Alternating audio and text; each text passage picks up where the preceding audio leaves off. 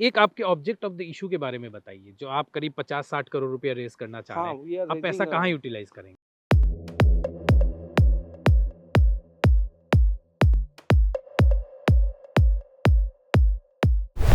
नमस्कार दोस्तों, लुधियाना के नज़दीक अकबरपुर पंजाब से मैं विष्णु अग्रवाल आपका एक बार फिर से स्वागत करता हूं। दोस्तों, हम आज आए हैं सेडार टेक्सटाइल्स लिमिटेड में और आज हम मिलेंगे कंपनी के मैनेजिंग डायरेक्टर श्री राजेश मित्तल जी से। दोस्तों, ये कंपनी बहुत जल्द अपनी एसएमई आईपीओ लेके आने वाली है।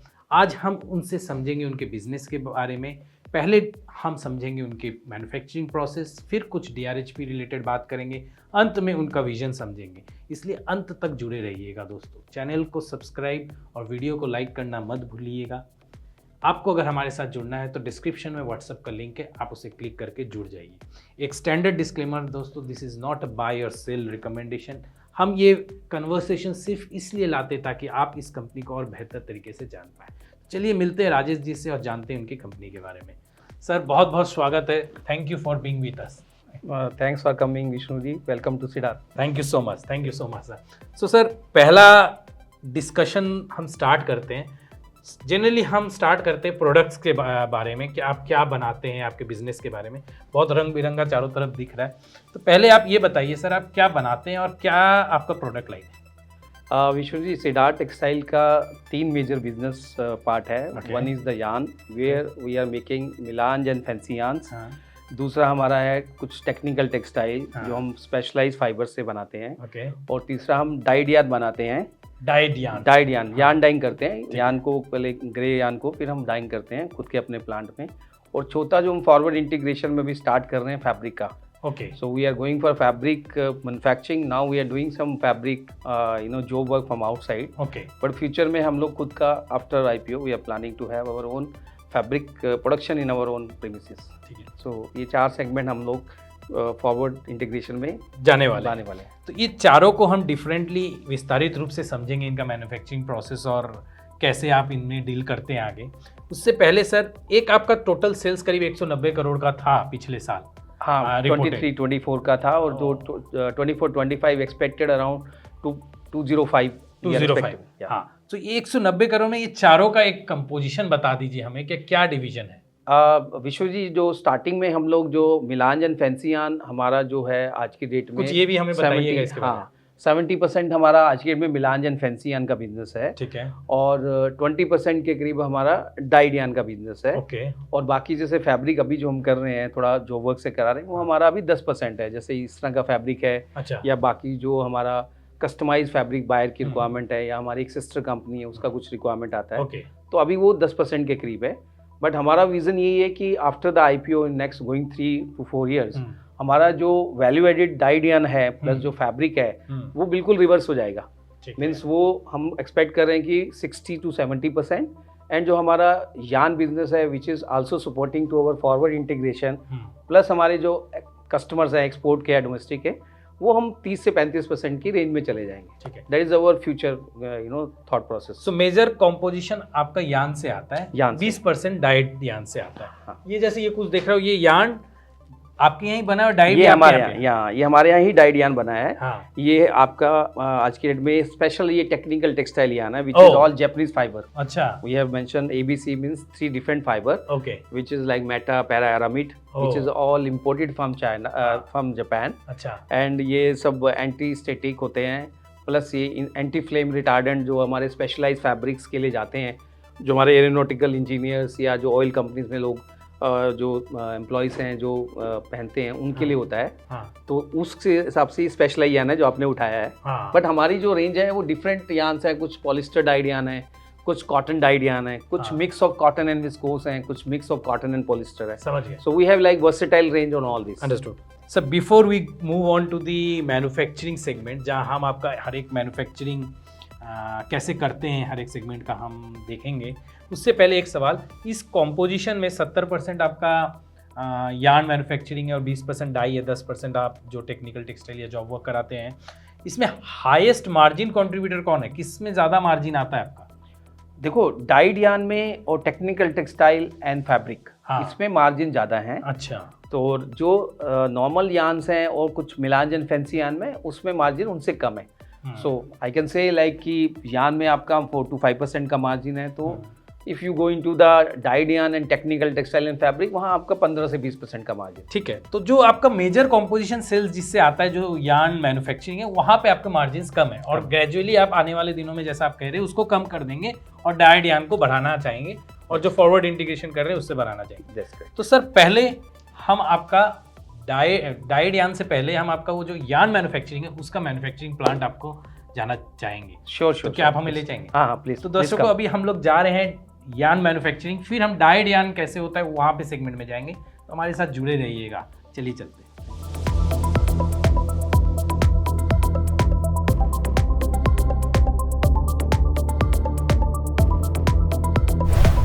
तो सर हम लोग मैन्युफैक्चरिंग प्रोसेस के बारे में बात करेंगे और स्टार्ट करेंगे यार्न मैन्युफैक्चरिंग प्रोसेस से। कुछ बताएंगे आप कैसे अपना मैन्युफैक्चरिंग प्रोसेस क्या है आपका? पहले मैं आपको अपने इस प्लांट के बारे में बताता हूँ। Please. ये हमारा टोटल 48 एकड़ का लैंड बैंक है, ओके। जिसमें से 38 एकड़ एक कैंपस है, हाँ। और 10 एकड़ हमारा थोड़ा बैक साइड पे है, अच्छा, वेयर हाउसिंग, मतलब ओपन वेयर हाउस की जगह के लिए रखा हुआ है। ठीक है। और इसमें हमारे पास अभी 45,000 स्पिंडल्स हैं, ओह, which is for the manufacturing of yarn, okay. and also around 11 TFO हाँ, for doubling of the yarn, okay and then we have a 6 ton of yarn dyeing, okay. जिसमें हम डाइड यार्न करते हैं। और हमने एक नया प्रोजेक्ट भी ट्रायल बेस पे शुरू किया है पेलेट्स का, which is from the sustainable biomass material, okay. Which is substitute of the coal. This is like another one extra additional venture we have started last 6 months before. ठीक है, तो ये सारी चीज़ें जो आपने लैंड बैंक और नया वेंचर या जो भी आप यार्न फैसिलिटी जो भी है आप बता रहे हैं, ये सारा सेडार में ही है, मतलब इसी कंपनी में है? Yes, yes, everything is in the Sidar. Okay. Yeah. तो और मैन्युफैक्चरिंग प्रोसेस की बात करें तो हाँ। हमारा जैसे स्पिनिंग में सबसे पहले रॉ मटेरियल हम लोग यूज करते हैं, कॉटन है, पॉलिस्टर है, विस्कोस है। ठीक है, तो तो पहला प्रोसेस आपका रॉ मटेरियल कंजम्पशन से चालू होता है। हाँ, फिर वो उसमें क्या होता है कि हम डिफरेंट टाइप के मिलान जो फैंसी यार्न बनाते हैं, ठीक है, तो उसमें डिफरेंट टाइप के फाइबर्स मिक्स होते हैं। कुछ हाँ। डाइड फाइबर हैं, कुछ ग्रे फाइबर हैं, उनके कॉम्बिनेशन से as per the buyer customize order, different depth में, डिफरेंट फैंसी इफेक्ट्स में, जो कलर डेप्थ में उनके ऑर्डर्स होते हैं एज ठीक पर है। अवर रेसिपी, ठीक है, उसको मिक्स एंड मैच करके उसको बनाते हैं। ठीक है, और फिर वो आगे प्रोसेस में जो हमारा ब्लो रूम फर्स्ट प्रोसेस है, हाँ, जिसमें कि उसको पूरा क्लीन किया जाता है। ठीक है, देन कार्डिंग प्रोसेस है, जिसमें फाइबर शॉर्ट फाइबर को निकाला जाता है। ठीक है, फिर वो कॉम्बिंग है, ड्रॉ फ्रेम है, स्पीड फ्रेम है, हाँ, देन रिंग फ्रेम है, जहाँ पे जाके फाइनल धागा वो बनता है, जो हमारा as per the actual requirement of the buyer. ठीक है, और उसके बाद फाइनल वाइंडिंग होता है ऑटो कॉर्नर में, जिसको फिनिशिंग टच देके फिर उसको यदि वो ग्रे यार्न है तो उसको हम, या फैंसी यार्न है, उसको आगे पैकिंग में पैक कर दिया जाता है, टेस्टिंग और चेकिंग करके, क्वालिटी चेकिंग, और अब वो रेडी टू डिलीवर है। रेडी टू डिलीवर है, R&D से पूरा चेकिंग करके और उसको पूरा अप्रूव करके। ठीक है, और यदि डाइड यार्न के लिए जाना है तो वो फैक्ट्री में इंटरनल ट्रांसफर डाइड यार्न तो डाइड यार्न में हम जाके बात करेंगे, क्योंकि जी, बहुत साउंड है आपके यार्न मैन्युफैक्चरिंग में, तो हम यार्न की मैन्युफैक्चरिंग यहाँ पे बात कर ले रहे हैं। जी। अब सर ये थोड़ी कैपेसिटी के बारे में बताइए कि आप कितनी इंस्टॉल्ड कैपेसिटी में हैं और कितना आप अभी यूटिलाइज कर पा रहे हैं? देखो, स्पिनिंग मिल में हमारा जो कैपेसिटी है, we can produce up to 700 metric ton per month. ठीक है, और अभी हम उसमें 75% के करीब यूटिलाइजेशन कर रहे हैं। ठीक है, और डाइंग में हमारा जो 6 टन पर डे का कैपेसिटी है, वो हम 95% यूटिलाइज कर रहे हैं। ठीक है, और कमिंग टाइम में जो मैंने आपको बताया कि जैसे हमारा डाइंग में हम इसको 2.5 to 3 टाइम्स तक एक्सपैंड करेंगे, हाँ, where we are getting lot of new opportunities in the dyed yarn from our local customer and also overseas customer, also because of the change in the fashion and change in the demand pattern. So उसमें हमें बहुत अच्छा opportunity लग रहा है, तो we are planning कि हम उसके अंदर अपने आप को अप टू 3 टाइम्स तो इमीडिएटली विद इन 2025 में ही एक्सपैंड करें। ओके। तो सर मैं आपका DRHP भी पढ़ रहा था, हाँ। कुछ उससे जुड़ा हुआ कुछ सवाल करना चाहता हूँ आपसे। Manufacturing as a total percentage of turnover आपका कितना है और कितना ट्रेडिंग से आता है? देखो, मैन्युफैक्चरिंग अभी हमारा 80% के करीब है। ठीक है, 20% हमारा ट्रेडिंग, जो हम फॉरवर्ड इंटीग्रेशन में फैब्रिक में जा रहे हैं, हाँ, या हम कुछ जॉब वर्क करते हैं। जॉब वर्क आप डाइंग का करते हैं? हाँ, जॉब वर्क डाइंग का करते हैं। हाँ। और बाकी 20% हमारा जो फैब्रिक में जो रहता है, उसका हम अभी कुछ बाहर से जो वर्क कराते हैं, वो हमारा तो वो ट्रेडिंग का है। हाँ, वो ट्रेडिंग। अच्छा, आप एक्सपोर्ट ज़्यादा करते हैं अभी करंटली Currently। हाँ करंटली तो ये भी एक कंपोजिशन बता दीजिए हमें। 24-25 में हमारा एक्सपोर्ट अभी करीब 40% के करीब आ रहा है हाँ, और 60% डोमेस्टिक है। ठीक है। हमारा उसमें क्या है कि पहले हमारा एक्सपोर्ट थोड़ा ज़्यादा होता था, बट हम्म। अभी थोड़ा 6 मंथ से जैसे बांग्लादेश में थोड़ा हाँ, प्रॉब्लम शुरू हुआ, तो हमने भी, क्योंकि बैंकों ने थोड़ा एलसी डिस्काउंट करना, प्लस हाँ। Bank Indian banks are little scared, तो जो डेफर्ड एलसी होता है, बायर्स का डेफर्ड एलसी आता है 90 डेज, 120 डेज, 150 डेज, तो वो इंडियन बैंक्स थोड़ा उसमें रिजर्व थे and discounting they have reduced to very few banks. तो हमने भी थोड़ा सा अपना बिजनेस वहाँ पर कर्टेल डाउन करके थोड़ा स्लो कर दिया है, and we are now at this moment catering more into the domestic market. Sir Bangladesh से जुड़ा हुआ ही हमारा नेक्स्ट सवाल था, क्योंकि आपका सब्सटेंशियल एक्सपोजर था। एक तो हमें ये बताइए कि आज के दिन में कितना एक्सपोजर है आपका, और क्योंकि एक बड़ा मार्केट, एक्सपोर्ट मार्केट आपके हाथ से, मतलब आपको अब ल्यूक्रेटिव नहीं लग रहा है या वहाँ पे माल भेजना उतना प्रॉफिटेबल नहीं दिख रहा है, तो आगे क्या सोच रहे हैं, आगे कैसे आप इसको बैलेंस करना पा रहे हैं? कि बांग्लादेश एक इम्पॉर्टेंट पार्ट प्ले करता है आपके टोटल एक्सपोर्ट में, सेल्स में। हाँ विष्णु जी, देखो इसमें ना दो आउटलुक है मेरा। फर्स्ट, हमें इंडिया का जो मार्केट है, देखो what I feel next 10 years India का जो मार्केट है 140 करोड़ पॉपुलेशन है, तो इंडिया का एक बहुत बड़ा मार्केट है, जो एक बहुत बड़ा अपॉर्चुनिटीज है इंडियन मैन्युफैक्चरर्स के लिए कि वो इसको कंसंट्रेट करें, क्योंकि इसमें भी डिमांड, इसमें भी जो रिक्वायरमेंट, फैशन, जेनजी का आगे जो फ्यूचर में their own requirements are increasing. आप देखिए इंडिया में आइकिया हो गया, यूनिक्लो हो गया, they are coming like growing and every year exponential growth, like 25-30% growth से आ रहे हैं। तो मेरे को क्या लगता है, आने वाले टाइम में इंडिया का मार्केट बहुत बड़ा मार्केट है, वो हमें मे बी 1-2 साल में और विजिबल होगा कि कितना मार्केट एक्सपैंड कर रहा है। जहाँ तक एक्सपोर्ट की बात है, देखो एक्सपोर्ट में मार्केट है, बट क्या होता है कि एक्सपोर्ट का मार्केट में आज की डेट में मैन्युफैक्चरिंग जो यान है, basically it is like a intermediate or raw material for the garment, तो वो वहीं पर ही जाएगा ज्यादा जहाँ पर कि इसका मैन्युफैक्चरिंग होगा। तो देखो बांग्लादेश, वियतनाम और आपका Indonesia and some part of Thailand, and these are the still the major hubs for the garment manufacturing। आप इंडियन मार्केट पे ज्यादा बुलिश है अभी, लेकिन एक प्रश्न सच छूट गया, वो कितना एक्सपोजर है आज के दिन में आपका? हमारा बांग्लादेश का आज का exposure of our total export will be not more than 20%। Okay, total export का? टोटल, ठीक है। नहीं मतलब टोटल टर्नओवर का 20%, टोटल टर्नओवर का। बाकी एक्सपोर्ट के हिसाब से बोलेंगे तो अभी भी हमारा 40-45% है, बट हम लोग अपनी नई मार्केट्स को एक्सपैंड कर रहे हैं डिफरेंट अदर कंट्रीज में, लैटिन अमेरिका में, इजिप्ट में है, तो कुछ पार्ट ऑफ यूरोप भी है, तो हम लोग उसको थोड़ा सा डिस्ट्रीब्यूट कर रहे हैं अभी इन द फ्यूचर। बट आप नया मार्केट और जियोग्राफिकली ग्रो करना चाह रहे हैं, डोमेस्टिक मार्केट में हमारा फोकस ज्यादा है। सर 2 सवाल before we go to the dye unit और हम देखें आपका डाइंग मैन्युफैक्चरिंग प्रोसेस कैसा है। एक आपके ऑब्जेक्ट ऑफ द इशू के बारे में बताइए, जो आप करीब 50-60 करोड़ रुपया रेस करना चाह रहे हैं, आप पैसा कहाँ यूटिलाइज करेंगे? हाँ देखो, हमारा मेजर जो उसमें है, हमारे 4 ऑब्जेक्ट्स हैं। तो हमारा जो इंटरनल इलेक्ट्रिसिटी का कंजम्पशन बहुत है, हमने ऑलरेडी 2 मेगावाट का सोलर प्लांट लगाया है, ठीक है, और हमारा प्लान है कि आईपीओ के बाद हम 2 मेगावाट का सोलर प्लांट और लगाएंगे, which is also for our in-house consumption of the, we can save the that cost on that in the future. तो आपको मार्जिन्स पे फर्क पाएगा? हाँ, मार्जिन में फर्क पड़ेगा। सेकंड, हम लोग जो डाई हाउस एक्सपैंड कर रहे हैं for the yarn dyeing and also forward integration to the fabric dyeing, हाँ। तो उसमें मेजर हमारा इन्वेस्टमेंट आएगा from the whatever amount we are raising from the IPO, and कुछ पार्ट हमने जैसे फैब्रिक का एक्सपेंशन आएगा, तो you will need more working capital for your business turnover and for rotation, and your requirement over will increase more, तो उसमें हमने कुछ पार्ट वर्किंग कैपिटल के लिए रखे। एक अंतिम सवाल before we go to the dyeing unit. Sir आपने शुरुआत में कहा था कि जो आपका मेजर कॉम्पोजिशन ऑफ सेल्स है वो लो मार्जिन बिजनेस है, हालांकि डाई वाला और फैब्रिक वाला हाई मार्जिन बिजनेस है, तो एक मार्जिन एक्सपेंशन बहुत ज़रूरी हो जाता है कंपनी में जब हम इन्वेस्ट करते हैं। तो आपका मार्जिन एक्सपेंशन आगे आपको दिखता है कहाँ से आएगा, थोड़ा हमें कुछ रोड मैप बताएंगे? देखो, हमारा जो 3 साल में आगे जो फोकस है, we will increase our share into 60 to 70% into the dyed yarn and the fabric business, where the margins at this moment are what we are expecting between 18 to 20%. Okay.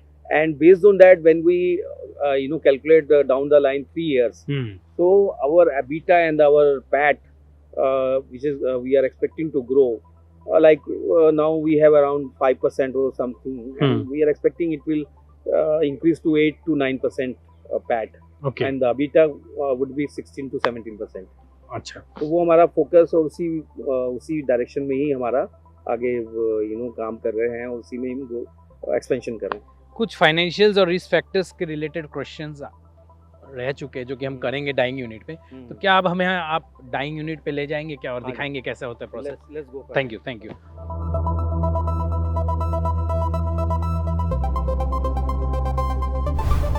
विश्व हम अपने डाइंग यूनिट में आ गए हैं. Okay.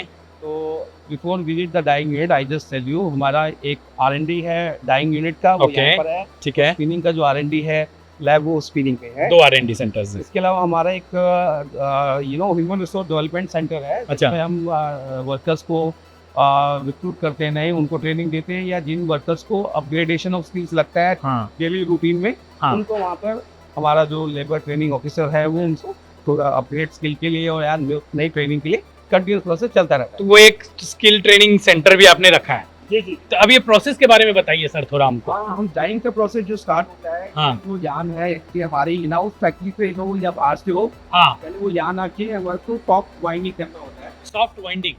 अच्छा. क्या होता है कि यान को बड़ा सॉफ्ट हार्ड पैकेज की बजाय सॉफ्ट पैकेज में बनाते हैं ताकि उसमें कलर प्रॉपर इंफ्यूज हो. ओके. और वो हमारे पास द बेस्ट मशीन है जो वर्ल्ड में अवेलेबल है FSM की. अच्छा. और that's why we may able to maintain our quality. Okay. तो वो हमारा फर्स्ट प्रोसेस है. उसके बाद सेकंड प्रोसेस वो डाइंग वेसल में जाते हैं कौन. अच्छा. डाइंग प्रोसेस होता है. तो ये जो हम देख पा रहे हैं सर, ये वेसल्स हैं. हाँ, ये डाइंग का वेसल है. इसके अंदर वो अपने डिफरेंट साइजेस होते हैं. जैसे हमारे पास 1000 kg है, 600 kg है, 400 kg है, 100 kg है. तो उसके अंदर डाइंग के बाद के अंदर उसको कोन्स को सेट करके फिर उसका एक प्रोसेस होता है डिफरेंट फाइबर के लिए. ओके. कॉटन है तो उसका प्रोसेस 10 से 12 घंटे है. ठीक है. पॉलिस्टर है तो 4 से 5 घंटे है. विस्कोस है तो 8 से 9 घंटे है. तो डिफरेंट प्रोसेस का टाइम होता है. इसमें वो डाई होता है. फिर उसको हाइड्रो एक्सट्रैक्शन से उसको स्क्वीज करके वाटर निकाला जाता है. ठीक है. वो अपने मशीन. हाँ, वो मशीन है. ठीक है. फिर ड्रायर होता है. फिर उसके बाद दोबारा से उसको हार्ड वाइंडिंग किया जाता है. तब वो प्रोसेस पैकिंग होके कंप्लीट हो जाता है. ठीक है. तो सर ये डाइंग पे आपका ज़्यादा फोकस है, आप इसमें फॉरवर्ड इंटीग्रेशन भी करना चाह रहे हैं फैब्रिक वाला डाइंग के लिए, और आगे आप ये 90% कैपेसिटी में आप रन कर रहे हैं बोल रहे हैं, इसकी कैपेसिटी भी आप बढ़ाना चाह रहे हैं? हाँ, इसकी कैपेसिटी हम विद इन 25 के अंदर ही हम एटलीस्ट 2.5 टाइम्स to 3 टाइम्स हो जाएंगे. हाँ, और ये हाई मार्जिन बिजनेस है ये ऑलरेडी. आपके कंपनी में एक डेट लेवल बहुत हाई दिखता है, करीब 115 करोड़ का आपके डेट हमें ओवरऑल दिखता है. थोड़ा ये बताएंगे इतना हाई डेट क्यों है और क्या कॉम्पोजिशन है ये डेट का? इसमें जी देखो 115 का जो हाई डेट है, it is all including the long term and the short term borrowings. ठीक है. Working capital. ओके. हमारा जो लॉन्ग टर्म बोरिंग है वो भी आज की डेट में 40 करोड़ ही रह गया है. जो टर्म लोन है. Term loan. हाँ. वो हमारा 40 करोड़ है. उसमें कुछ जब हमने यूनिट को परचेज किया था उसका पार्ट रह गया, और कुछ हमने बाद में कोरोना का GSL फंड लिया था. ठीक है. So that together is 40 crore. Okay. Rest is our some we have taken some loan for this solar. Okay. वो एक सोलर का कुछ पार्ट है. बाकी हमारा वर्किंग कैपिटल है which is like a ongoing working capital. So that is the mandatory, if you have a turnover of 180 to 200 crore, तो आपका 60 to 80 करोड़ का वर्किंग कैपिटल लगता ही है. तो आप 3 बार पैसा घुमा रहे हैं. हाँ. और 40 करोड़ आपका इस टोटल 115 में आप बोल रहे हैं आपका टर्म लोन है जो कि ग्रेजुअली आप रिड्यूस कर रहे हैं. Of course, every month by month is reducing. Sir आपने कैंडिडली सारा प्रश्न का आंसर किया है, लेकिन एक जब आप IPO ला रहे हैं, अब आपके साथ इन्वेस्टर्स जुड़ेंगे, आपकी शेयर होल्डर बेस बढ़ेगा. एक इन्वेस्टर हमेशा एक लार्जर पिक्चर को देखना चाहता है कि वो जानना चाहता है प्रमोटर का विजन क्या है. हमें अगले 3-4 साल या 5 साल का कुछ विजन बताइए. आप सेडार को कहाँ ले जाना चाहते हैं? विश्वली देखो हमारा विजन तो बहुत बड़ा है, बट मैं अभी आपसे 3 से 4 साल की बात करता हूँ. ठीक है. हमारा विजन है कि हम इस कंपनी को करीब 800 करोड़ के टर्नओवर पे लेके जाएं. अच्छा. और उसमें हमारा जो फॉरवर्ड इंटीग्रेशन का प्लान है कि अभी हम फैब्रिक को शुरू करेंगे 10 टन के हिसाब से, और फिर हम day by day and month by month will see the progress and फिर हम उसके बाद हो सकता है फॉरवर्ड इंटीग्रेशन में गारमेंट में भी जाएं। तो we are also starting in one brand.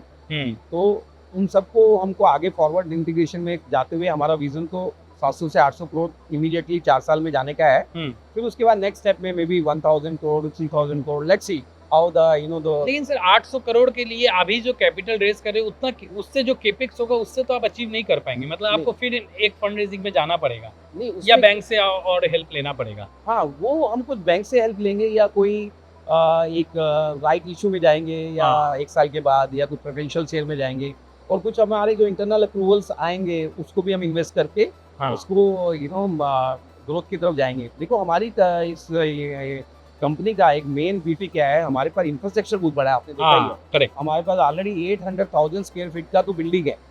तो हमारे को लैंड बिल्डिंग में बहुत इन्वेस्टमेंट नहीं है, हमारा जो मेजर इन्वेस्टमेंट है मशीनरी में है और बिजनेस को डेवलप करने में है। मतलब वर्किंग कैपिटल और आपको मशीनरी में इन्वेस्ट करना है, सिविल और बाकी काम आपका हुआ है। यस, तो हम उसी को एनकैश करके अपना ग्रोथ करना चाहते हैं और वही हमारा विजन है कि हम उस बात के ऊपर मतलब अग्रसर हैं। सर धन्यवाद, बहुत बहुत धन्यवाद कि आपने अपना समय दिया और हमें विस्तारित रूप से सारा चीज़ बताई। आपके आने वाले IPO के लिए हमारे और हमारे दर्शकों की तरफ से बहुत बहुत शुभकामनाएं। Thank you for being with us. Thanks to you and your team. Thank you so much sir. Thank you so much. तो दोस्तों ये थे राजेश मित्तल जी और हम बात कर रहे थे सेडार टेक्सटाइल लिमिटेड के बारे में। आपने जाना कि कंपनी का क्या विजन है और कंपनी बहुत जल्द IPO लेके आने वाली है। हमने ये भी जाना कि कंपनी कहाँ अपने IPO प्रोसीड्स को यूटिलाइज करने जा रही है। आशा करता हूँ आपको ये वीडियो अच्छा लगा होगा, आपने चैनल को सब्सक्राइब किया होगा। हमारे साथ ऐसे ही जुड़े रहिए, फिर मिलते एक नई शहर से नई कंपनी तक। तब तक अलविदा, खुश रहिए, नमस्कार।